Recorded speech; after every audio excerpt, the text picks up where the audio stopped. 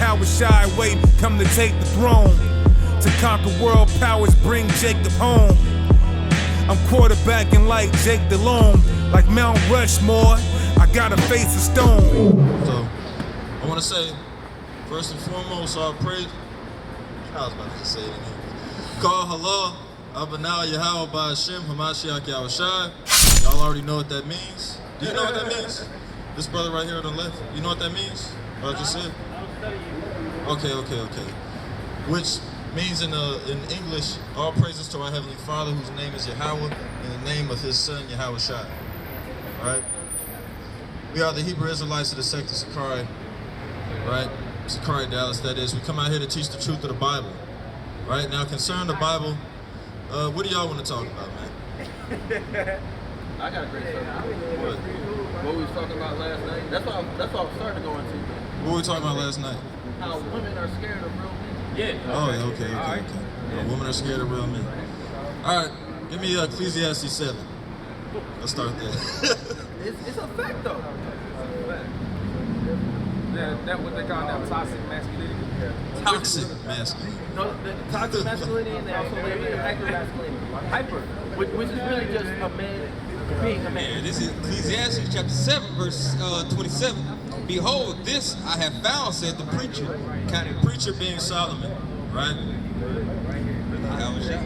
Right? Counting one by one to find out the account, which yet my soul seeketh, but I find not one man among 1,000. So a census was taken, right, by Solomon, who happened to have 1,000 wives, by the way, right?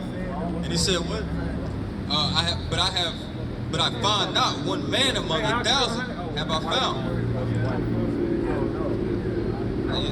But a woman among all those have I found. So read that. Which yet my soul seeketh, but I find not. One man among 1,000 have I found, but a woman among all those have I not found. That's right. So Solomon took a census, and he said, out of 1,000 people, right? Out of 1,000, he's found that there's not one woman that was a woman that feared the Lord, or was pleasing to the Most High, right? A virtuous woman, right? He said, out of that same 1,000, only one man, right? So we see some statistics here in the Bible, right? The census is taken and we get some statistics from it. And the conclusion of it is that there's a better chance that you'll come across a righteous man than you will a woman out of 1,000 people, right? And like the brother said, we were talking about this last night, right? That being the case, actually, let's go over that real quick, right?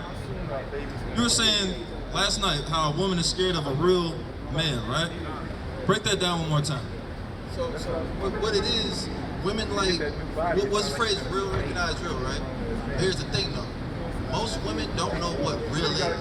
Just perfect case in point, Oscar Watts example. This man actually fears the Most High God, follows the Bible, does what it's supposed to do, right? But the woman that he was talking to said, what'd she say to him? What'd she say? She said, she had basically said, she said, I don't want anybody that's as committed to the Bible and God as you are, because you don't ever have time for me. Women say, oh, I want a man of God. But then when they get one, they don't know what to do. They don't know what to do with a real man. Because in this time, this is a world that is made to uplift the woman. That's why a lot of women like to go to Kemet and things like that, because they exalt the woman. And yet when we come back to these scriptures, man gets put back in his promise. So really when a woman meets a real man of God, she has to realize she is losing her power. Got something now?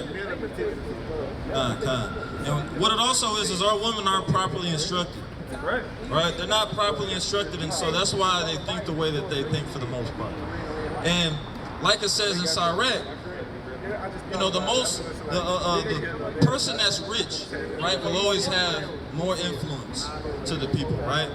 And we see that at the top of the socioeconomic ladder, we see the so-called white man, right? So that's where they're and you know, our women, they're very. I'm gonna say this, right?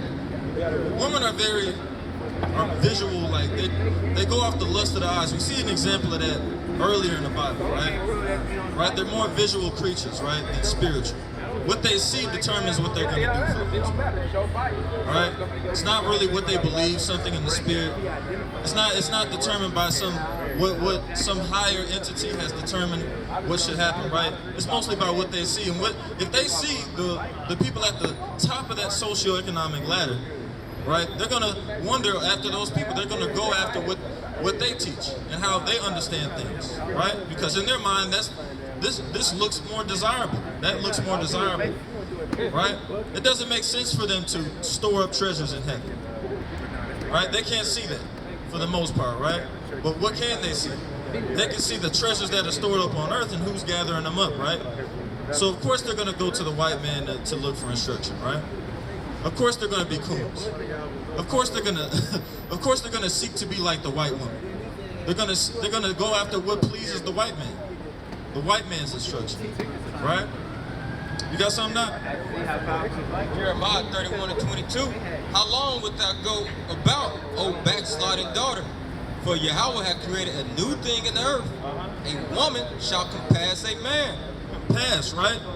Compass meaning to surround, overpopulate. Right? As a result of the curses, go to Isaiah 3 real quick. Yeah, you got it? It's Isaiah chapter 3:12. As for my people, Not that one. Give me a verse near the end. It says, this is why, right? Give me verse 25, right?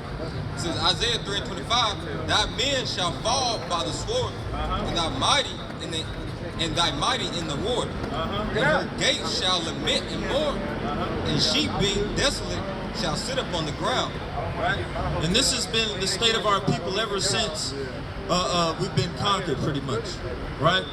This has been the state of our people, and this is why you see, like Tazadak brought out earlier in Isaiah 51:20, right? Pretty much how the young men of our nation have fainted, right? Because they're like it says in Isaiah 42:22, right? They're snared in holes, right? Prison houses, right?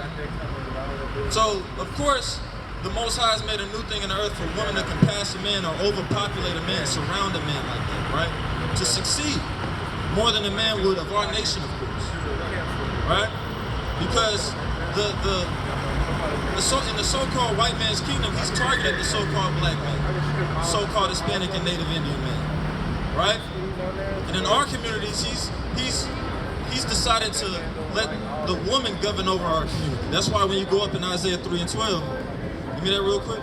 It's Isaiah 3:12. As for my people, children are their oppressors, and women rule over them.